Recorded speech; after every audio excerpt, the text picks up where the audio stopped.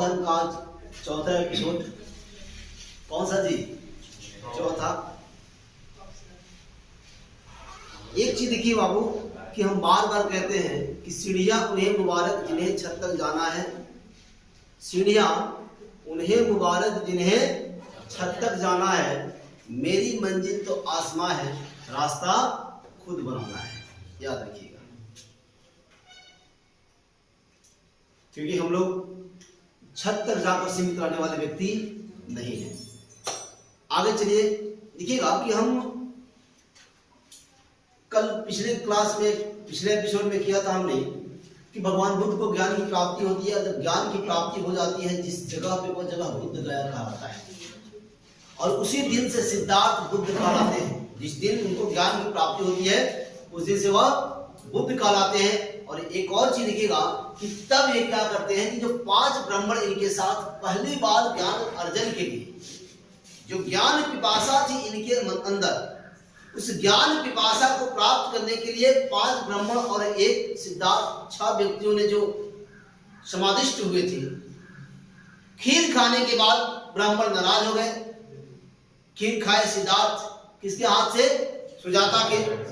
और जब खीर सुजाता के हाथ से सिद्धार्थ खाते हैं तो पांचों के पांचों ब्राह्मण इनको ढोंगी बताते हैं, इनको धोखेबाज बताते हैं, और वहां से फिर वो फुर हो जाते हैं और वो भाग जाते हैं। खीर खाने के पश्चात उसी सुरम्य घाटी की उरम मेला में फल्गु नदी या निरंजना के तट पर एक बोधि वृक्ष, पहले पीपल वृक्ष के नीचे, बाद में बोधि होगा, पीपल वृक्ष के नीचे बैठ जाते हैं, समाधिष्ट होते हैं। समाधिष्ट होने की 8वें दिन वैशाख पूर्णिमा के दिन इन्हें ज्ञान की प्राप्ति हो जाती है। वह वृक्ष बोधि वृक्ष कहलाता है। क्लियर?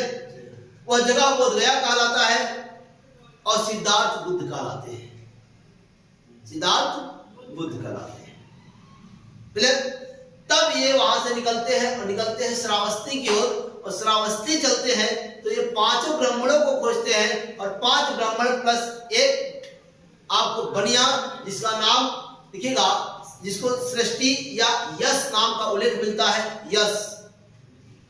यश नाम का उल्लेख मिलता है। इन 6 लोगों को पहली बार बौद्ध धर्म के लिए शिक्षित कर देते हैं, दीक्षित करते हैं। क्लियर?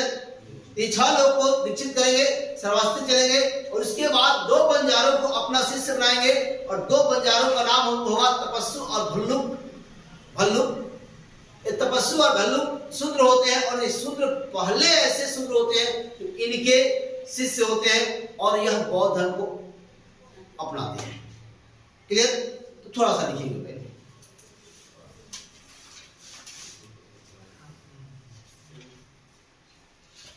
ज्ञान प्राप्ति के पश्चात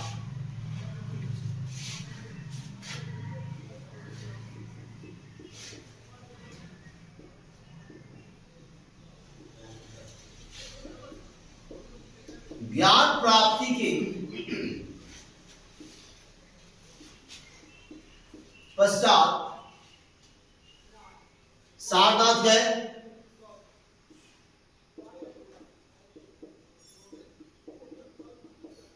सारनाथ गए,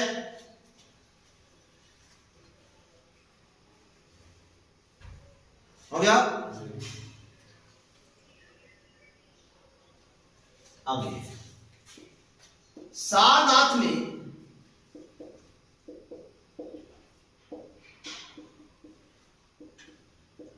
पांच ब्राह्मण एवं एक सृष्टि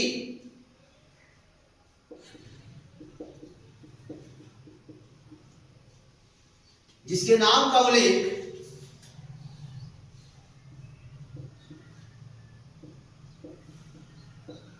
यश मिलता है को बौद्ध धर्म की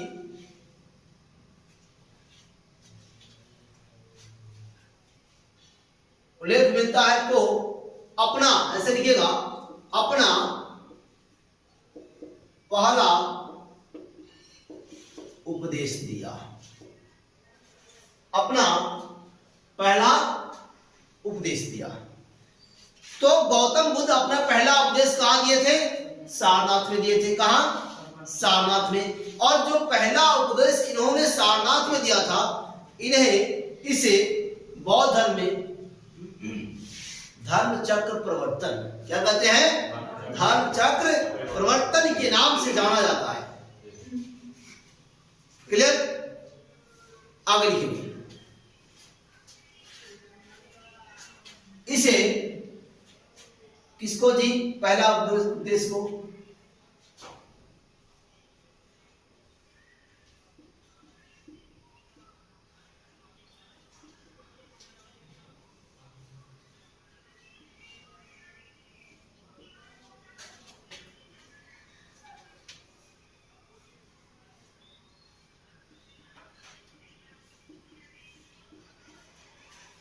धर्मचक्र प्रवर्तन के नाम से, धर्मचक्र प्रवर्तन के नाम से जाना जाता है।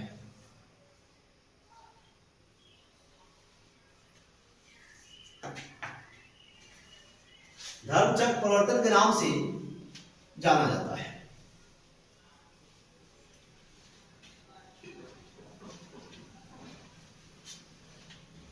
चलिए अब देखिएगा कि कुछ प्रमुख घटनाएं होंगी और उसके नाम होंगे। जैसे घटनाएं में है, जैसे गृह त्याग, मार्ग निष्क्रमण, क्या, फिर देखिएगा ज्ञान प्राप्ति होगा, बुद्ध कहलाते हैं, तथागत कहलाते हैं। फिर आपको प्रथम उपदेश देते हैं, धर्मचक्र प्रवर्तन कहलाता है। तो ऐसे लिखेंगे प्रमुख घटनाएं, प्रमुख घटनाएं, प्रमुख घटनाएं, और इसके बाद बनाएंगे नाम, उसका क्या नाम दिया गया, नाम।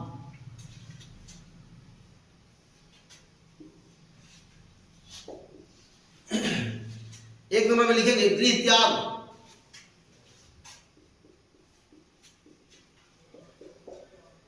गृह त्याग क्या कहा गया बौद्ध धर्म में, निष्क्रमण। बौद्ध धर्म में कहा गया है निष्क्रमण।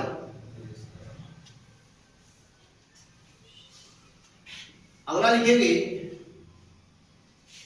ज्ञान प्राप्ति, ज्ञान प्राप्ति, संबोधि। बौद्ध धर्म में कहा गया है क्या, संबोधि।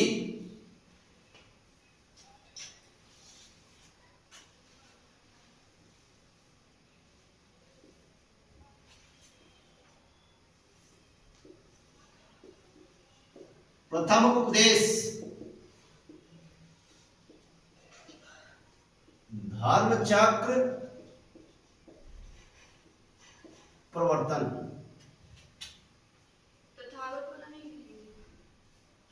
धर्मचक्र प्रवर्तन।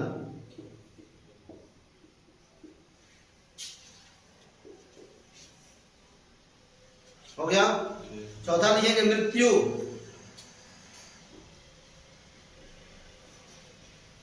मृत्यु महापरिनिर्वाण,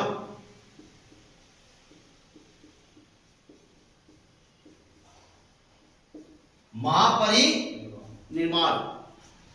अब एक चीज देखिएगा, महापरिनिर्वाण या मोक्ष की प्राप्ति, क्या, मोक्ष की प्राप्ति, या ये कहे दीपक का बुझ जाना। इसमें लिखेंगे महापरिनिर्वाण, मोक्ष की प्राप्ति, मोक्ष की प्राप्ति या दीपक का बुझ जाना, दीपक का बुझ जाना। या ये भी हो सकता है महापरिनिर्वाण जन्म मृत्यु के बंधन से मुक्त होना। क्या लिखेगा, जन्म मृत्यु के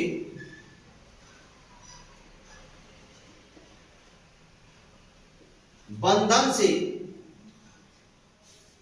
मुक्त होना।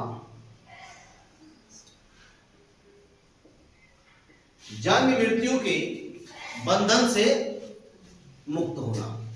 क्लियर? यहां समझिएगा फिर एक बात कि प्रमुख घटनाएं हैं महात्मा बुद्ध से संबंधित, और महात्मा बुद्ध से संबंधित जो प्रमुख घटनाएं हैं, इस प्रमुख घटनाओं में सबसे पहले तो गृह त्याग करते हैं। गृह त्याग करते हैं 29 वर्ष की अवस्था में। आप जानते हैं कितने वर्ष की अवस्था में? 29 वर्ष की अवस्था में। और देखिएगा कि 29 वर्ष की अवस्था में गृह त्याग करते हैं। गृह त्याग करते हैं तो इनके साथ इनका सारथी छंदक होता है और घोड़ा कंथक होता है।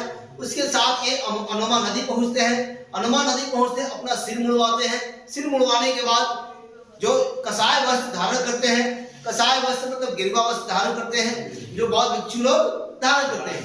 उसके बाद जब वहां इनका सारथी पूछता है राजकुमार जी अब कहां जा रहे हैं, तो ये राजकुमार कहते हैं कि बुद्धम शरणं गच्छामि, धम्मं शरणं गच्छामि, संघं शरणं गच्छामि। मैं बुद्ध की शरण में जा रहा हूं। क्लियर? वहां से आगे निकलते हैं। आगे निकलने के पश्चात वो पहुंच जाते हैं सीधे कहां? उरुवेला की सुरम्य घाटी, जहां 5 ब्राह्मणों से इनकी मुलाकात होती है। मुलाकात होने के पश्चात एक घटनाक्रम आगे बढ़ता है तो पिछले एपिसोड में आप लोगों को प्राप्त हो चुका है। अब देखिएगा कि गृह त्याग करते हैं। गृह त्याग करते हैं, इसको बौद्ध धर्म में महाविनिष्क्रमण कहा जाता है। अर्थात बौद्ध धर्म के अनुसार गृह त्याग महाविनिष्क्रमण, क्या महाविनिष्क्रमण कहा गया है। क्लियर? इसके पश्चात देखिएगा ज्ञान की प्राप्ति तो संबोधि कहा गया है। क्या कहा गया है जी? संबोधि कहा गया है। और उसी दिन से सिद्धार्थ बुद्ध काला है। क्या काला है? बुद्ध काला है। फिर देखिएगा कि प्रथम उपदेश देते हैं तो धर्मचक्र प्रवर्तन। बौद्ध धर्म में प्रथम उपदेश को धर्मचक्र प्रवर्तन कहा जाता है। और प्रथम उपदेश देते हैं सारनाथ। कहा देते हैं जी? सारनाथ देते हैं। कहीं दिक्कत? सारनाथ में जो प्रथम उपदेश देते हैं, और प्रथम उपदेश 5 ब्राह्मण सांडिन्य,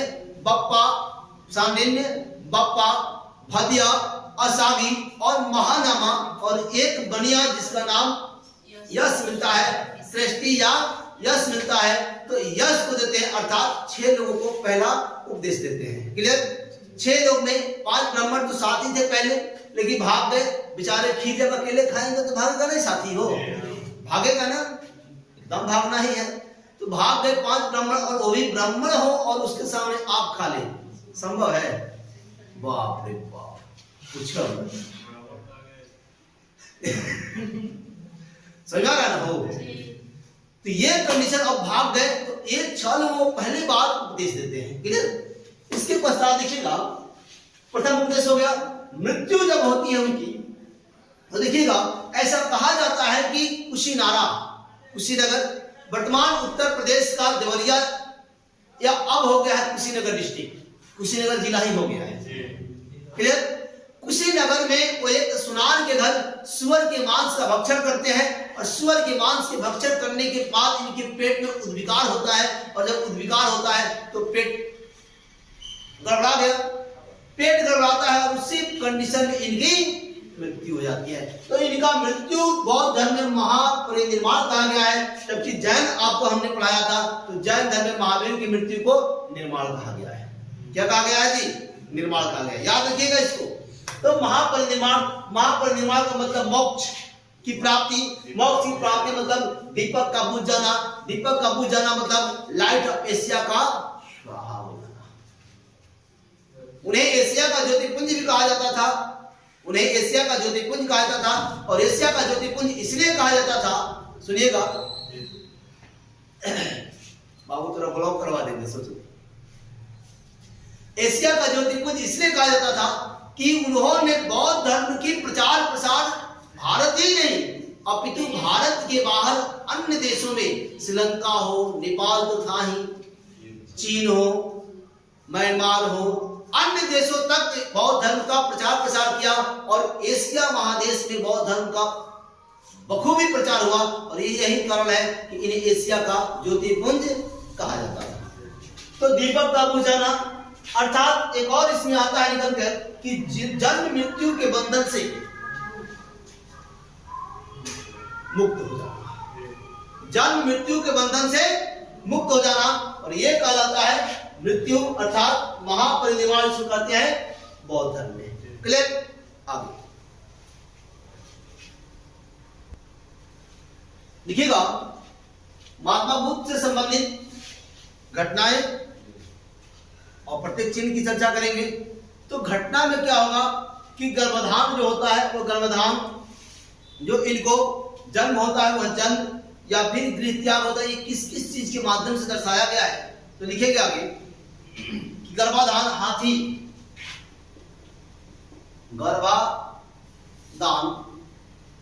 गर्भाधान कीजिएगा, गर्भाधान हाथी, गर्भाधान हाथी के माध्यम से, हाथी के माध्यम से दर्शाया गया है। क्लियर? दूसरा लिखिएगा जन्म,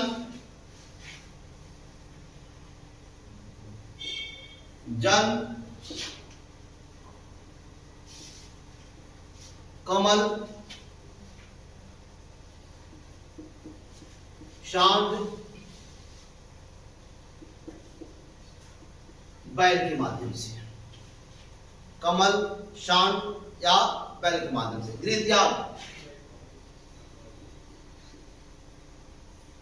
त्याग, अश्व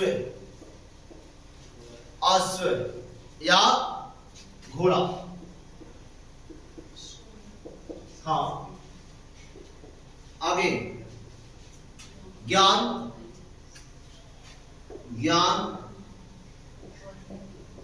प्राप्ति, बोधि वृक्ष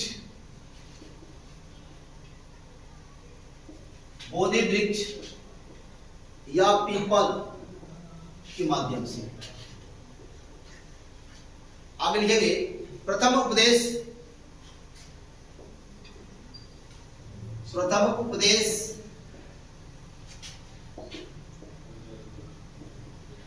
धर्म चक्र प्रवर्तन का है। और छठा निर्माण,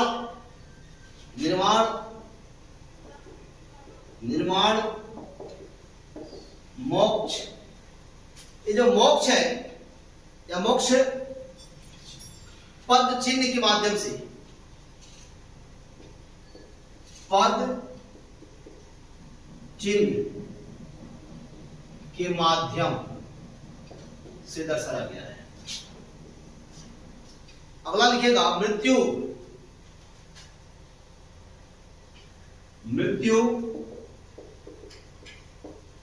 स्तूप की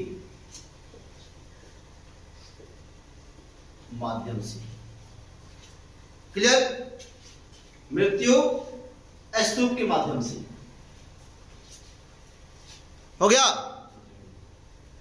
मृत्यु स्तूप के माध्यम से। अभी आगे चीज लिखिएगा, सिर्फ और सिर्फ 2 मिनट बोर्ड पर। गर्भाधान हाथी के माध्यम से, गर्भाधान हाथी के माध्यम से। जन्म जो होता है एक कमल के माध्यम से या सांड या बैल के माध्यम से। इसके कमल, सांड या बैल के रूप में दर्शाया गया है। गृह त्याग अश्व या घोड़ा, अश्व के साथ घर से निकलते हैं। ज्ञान प्राप्ति बोधि वृक्ष या पीपल वृक्ष के नीचे बैठते हैं, ज्ञान की प्राप्ति हो जाती है। शायद ऐसी ज्ञान की प्राप्ति आज के समय में होती है तो हम लोग रोज ज्ञान की प्राप्ति कर लेते हैं, नहीं करते थे। लेकिन इतना त्याग नहीं होगा। बगल से अगर संग करके कुछ निकलेगा तो लगेगा कौन सांप तो नहीं आ गया, है कि नहीं? और मुड़कर भाग देंगे खुद देखिए, एक कंडीशन है। चलिए आगे। प्रथम उपदेश धर्म चक्र प्रवर्तन का रहता है और निर्माण मतलब मोक्ष पद चिन्ह के माध्यम से दर्शाया गया है। मृत्यु स्तूप के माध्यम से, और स्तूप के माध्यम से जो मृत्यु दर्शाया गया है, इस स्तूप पर करेंगे विस्तार से चर्चा, याद रखिएगा। आइए देखिएगा, स्तूप के सबसे ऊपरी भाग को क्या कहते हैं? छत्र, और इसको कलश कहते हैं। सबसे पवित्र भाग को हर्मिका कहते हैं। देखिएगा, सबसे पवित्र भाग को हर्मिका कहते हैं। एक कोने पर वेदिका बनी होती थी और वेदिका इसलिए बनी होती थी कि यज्ञ हवन की काम आती थी। इसके लिए यज्ञ और हवन की काम, यज्ञ हवन की काम आती थी। ये तोरण द्वार था जो प्रमुख द्वार हुआ करता था। तोरण द्वार प्रमुख द्वार था। क्या था? प्रमुख द्वार था, जिसमें स्तूप में प्रवेश करने की रास्ते, जिसे स्तूप में प्रवेश करने के रास्ते भी ये सीढ़ियां बनी होती थी। ये अंड है, ये दक्षिणा पक्ष हुआ करता था। ये मेदी, ये क्या है? ये कोने पर मेदी हुआ करता था। तो इस तरह से आपका ये स्तूप है। आगे लिखेंगे। अब देखिए एक चीज समझिएगा कि बौद्ध संघ की स्थापना कहां हुई? बौद्ध संघ की स्थापना सारनाथ में हुई थी। कहां हुई थी? सारनाथ में हुई थी। फिर देखिएगा कि बौद्ध संघ की स्थापना सारनाथ में होती है, और सारनाथ में बौद्ध संघ की जब स्थापना हो जाती है तो आप जानते हैं कि गौतम बुद्ध के 2 शिष्य थे। गौतम बुद्ध के कितने शिष्य? 2 शिष्य थे।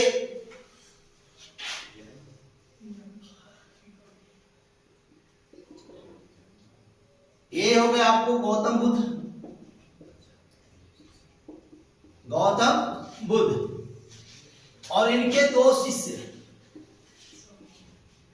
एक का नाम था आनंद, आनंद, और एक दूसरा था जिसका नाम था उपाली। क्या नाम था? उपाली। गौतम बुद्ध के कितने शिष्य? 2 शिष्य। और ये 2 शिष्यों में एक आनंद, दूसरा उपाली था। देखिएगा कि बौद्ध संघ में भगवान बुद्ध की जो सौतेली माता थी, वो सौतेली माता को पहली बार प्रवेश कराया गया। तो कैसे? आनंद कहता है गुरुजी से, किससे? गुरुजी से, कि गुरुजी, गुरुदेव, हम चाहते हैं कि बौद्ध संघ में महिलाओं का प्रवेश हो,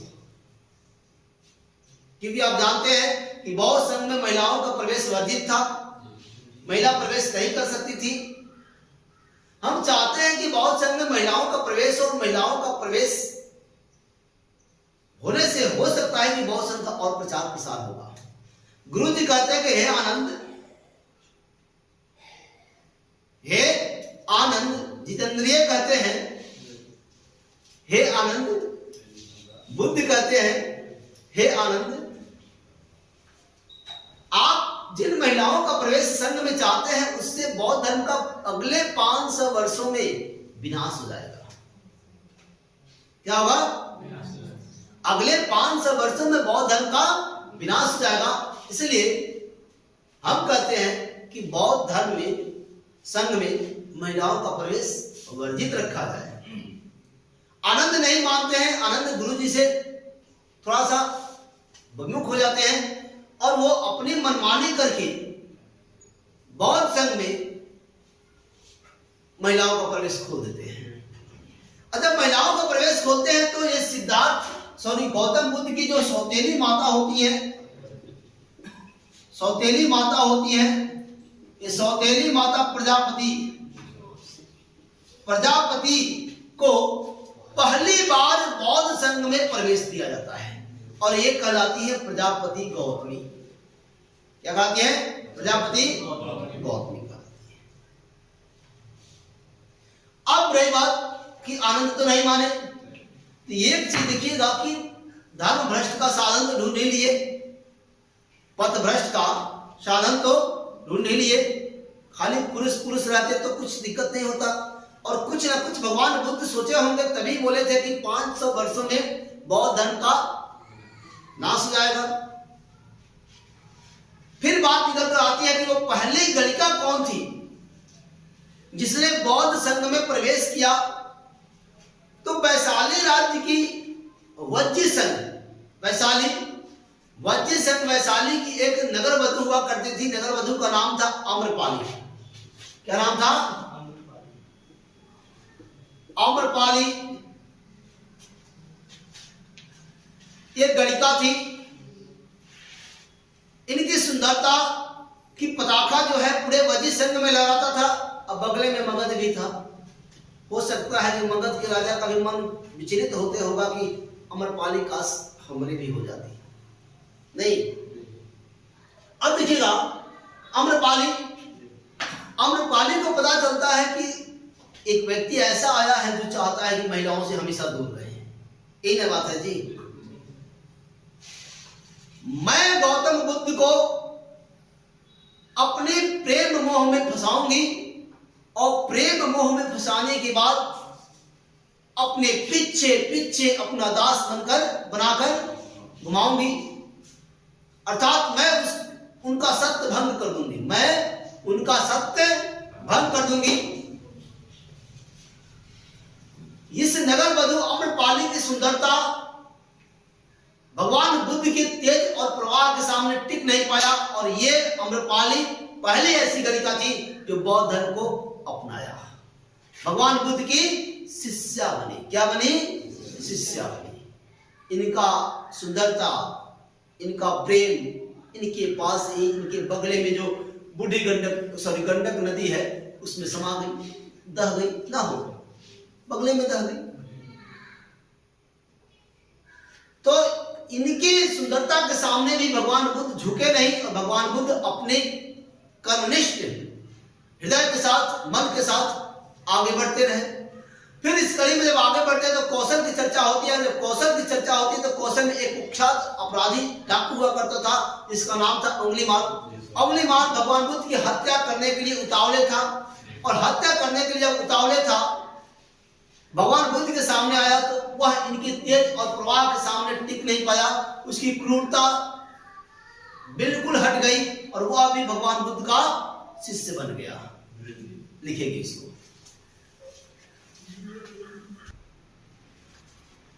भगवान बुद्ध ने सर्वप्रथम तपस्वी एवं भल्लिक नाम के 2 सूत्र बंजारों को अपना शिष्य बनाया था। तो इसी तपस्वी और भल्लिक के साथ आज लेते हैं विदा। कल होंगे बौद्ध संघ के साथ उपस्थित। जय हिंद, जय भारत, भारत माता की जय।